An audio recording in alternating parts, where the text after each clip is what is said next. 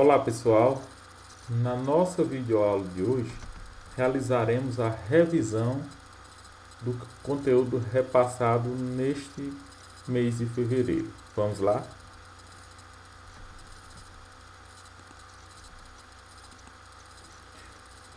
Primeira questão.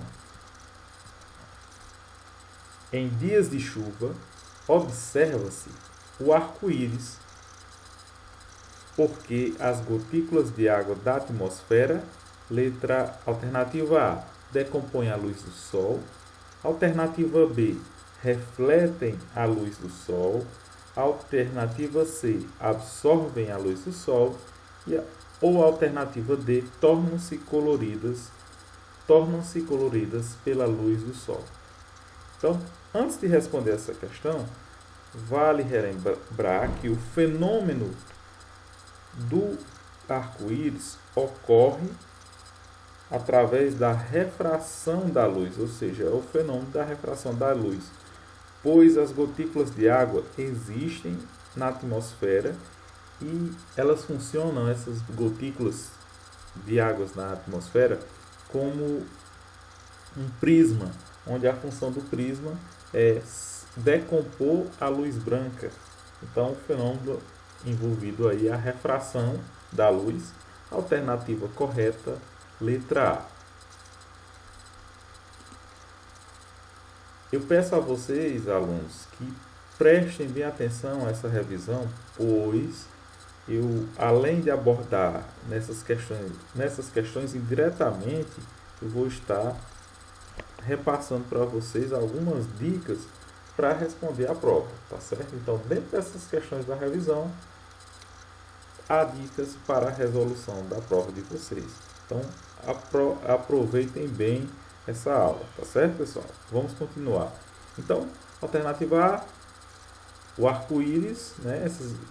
Você vê as 7 cores bonito num período chuvoso, é porque essas gotículas de água funcionam como um prisma e aí decompõem a luz branca, porque nós sabemos que a luz branca ela é decomposta em várias outras cores, chamadas cores primárias de luz.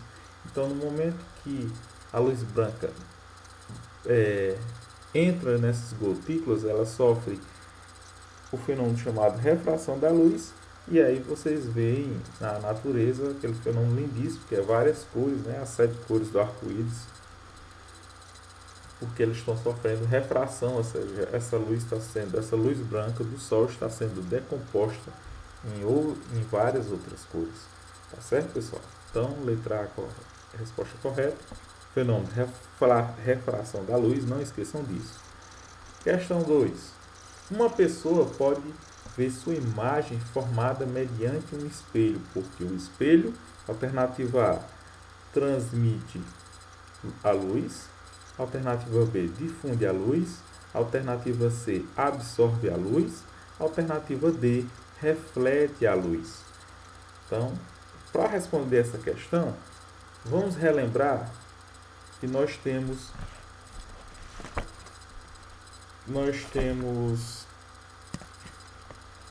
3 tipos de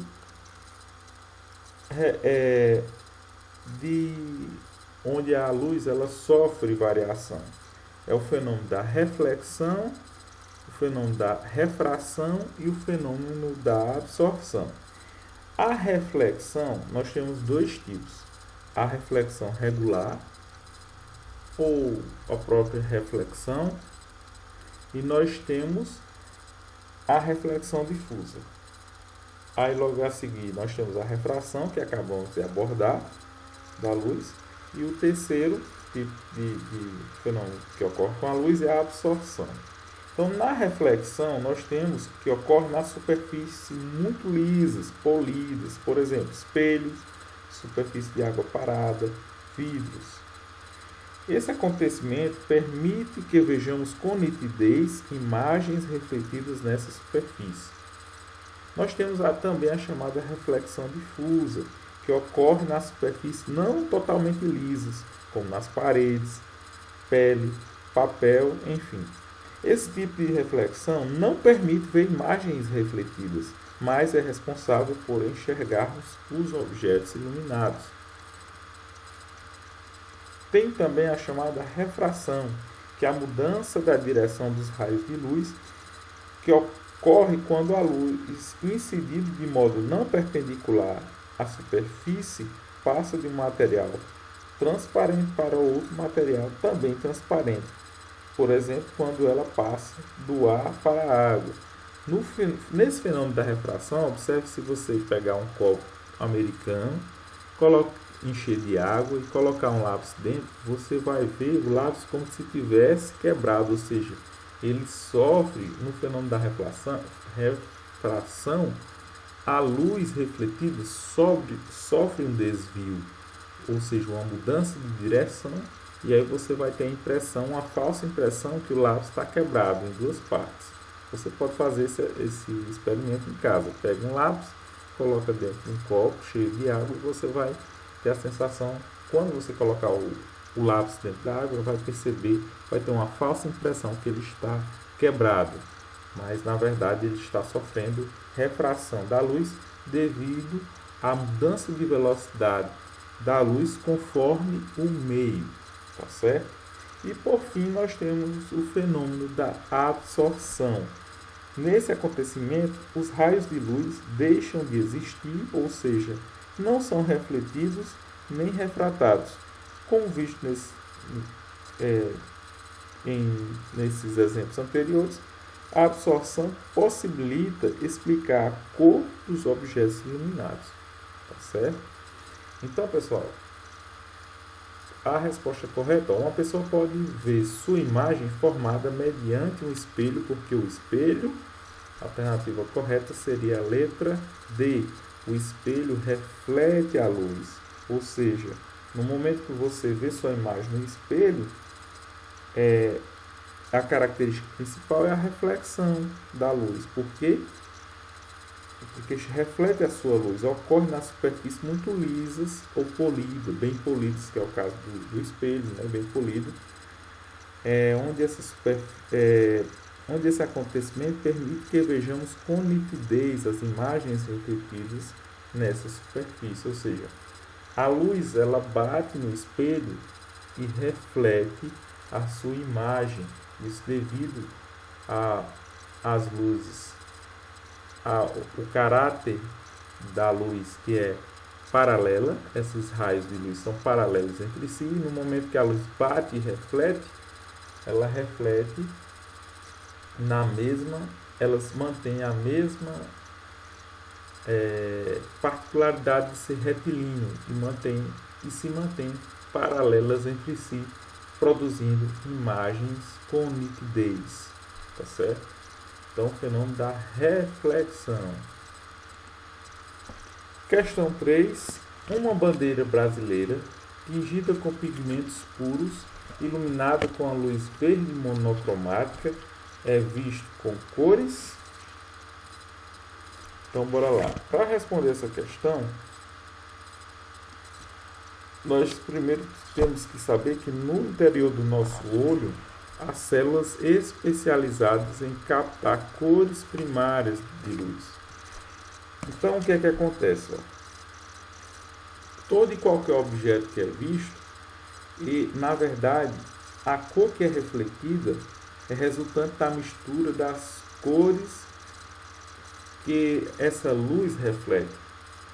No exemplo anterior, eu falei sobre a reflexão. Então, nós temos o sol, ou a lâmpada acesa em sua casa, ou uma simples vela. Essa luz é chamada de luz branca. Então, na luz branca, nós temos várias cores ali dentro. Então, no momento, imagina aí que você está com a maçã na mão, uma maçã vermelha. Então, o que é que acontece? A luz do sol bate na maçã. A luz branca do sol ela é composta por várias cores. E essas cores são absorvidas pela maçã. E ela vai refletir somente a luz chamada de monocromática, porque é uma luz pura vermelha. Isso é um exemplo da maçã vermelha. Se a maçã fosse verde, ela absorveria todas as outras cores e iria refletir somente a luz monocromática verde, tá certo? Aí o que acontece, professor, e o preto? No caso do preto, imagina aí você está com uma camisa preta. Então, nesse caso, o preto é porque a luz branca foi absorvida por essa cor. O preto ele absorve todas as cores. E o branco, na verdade, o branco, se fosse uma camisa branca, uma blusa branca, a luz do sol iria refletir todas as cores. E aí você teria a sensação de branco.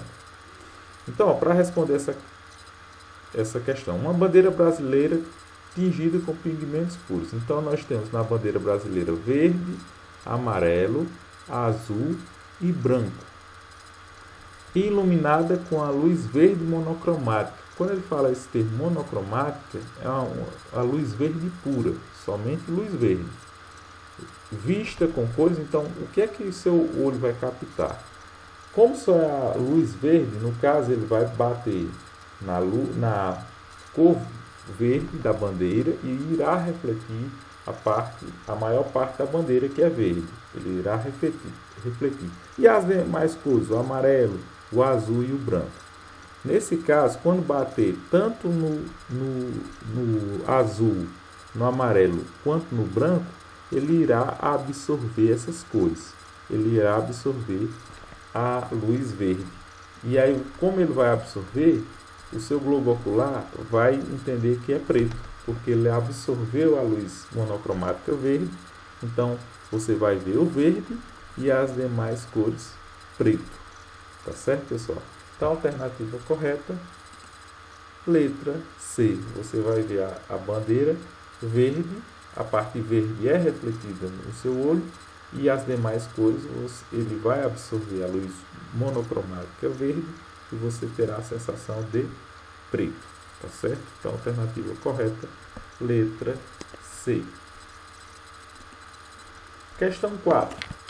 Alex encontra-se dentro de uma sala cujas paredes laterais e superior possuem isolamento acústico. Então, ó, um personagem aqui do problema Alex está numa sala, né?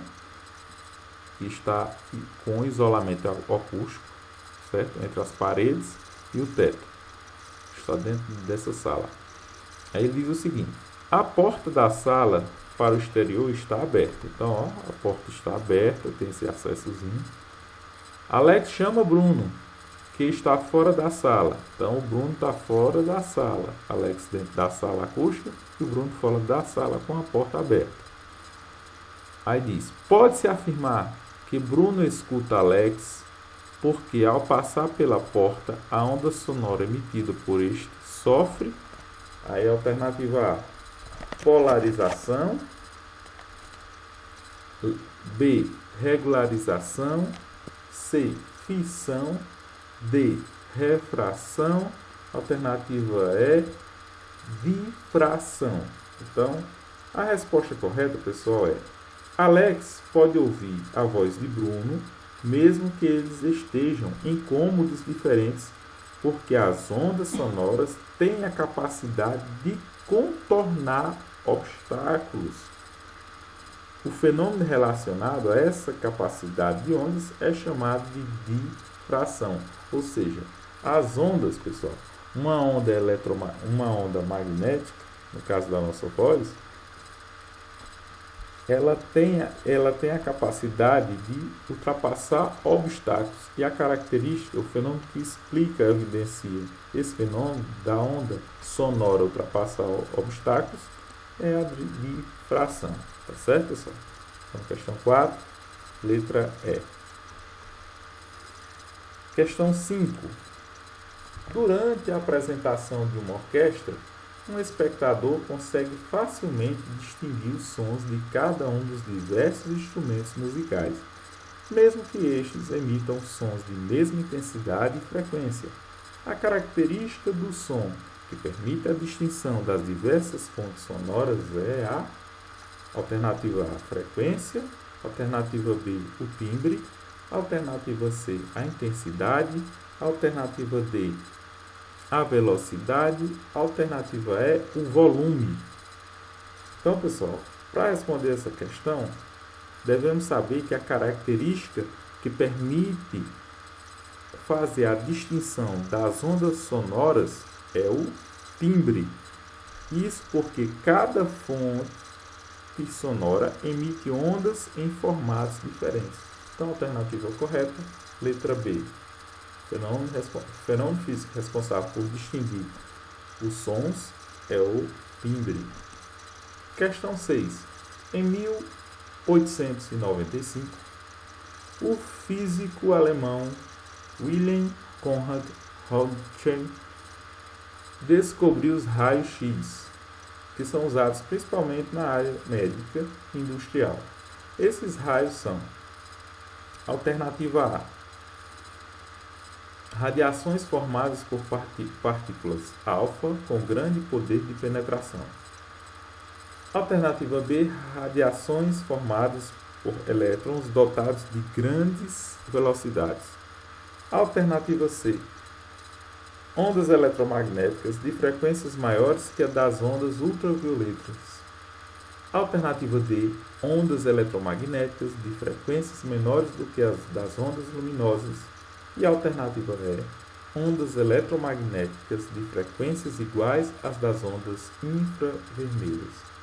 Então, para responder essa questão, é bom a gente revisar um pouquinho de ondas eletromagnéticas, os tipos de ondas eletromagnéticas. Então, nós temos como tipos de ondas eletromagnéticas, citar algumas da natureza, as principais. Nós temos as ondas de rádio, nós temos o micro-ondas, né, na casa de vocês, a cozinha, micro-ondas. Nós temos a radiação infravermelha, nós temos a radiação visível, e nós temos a radiação ultravioleta, ou os raios ultravioletas. Nós temos o raio X, nós temos a radiação gama. Eu vou dar ênfase para responder as questões para a prova: radiação ultravioleta, raio X, raios gama. Os raios ultravioletas são considerados radiação ionizante, isto é, durante sua interação com a matéria, ela é capaz de arrancar elétrons dos átomos, causando danos a moléculas importantes, como aquelas presentes no DNA das células epiteliais, devido à sua capacidade ionizante. A radiação ultravioleta é usada na esterilização de utensílios médicos, por exemplo. O raio-x são ondas eletromagnéticas ionizantes, com grande poder de penetração. Este tipo de onda é capaz de atravessar diversos tipos de tecido, graças ao seu pequeno comprimento de onda. São largamente utilizados em exames de imagem, como radiografia e tomografia.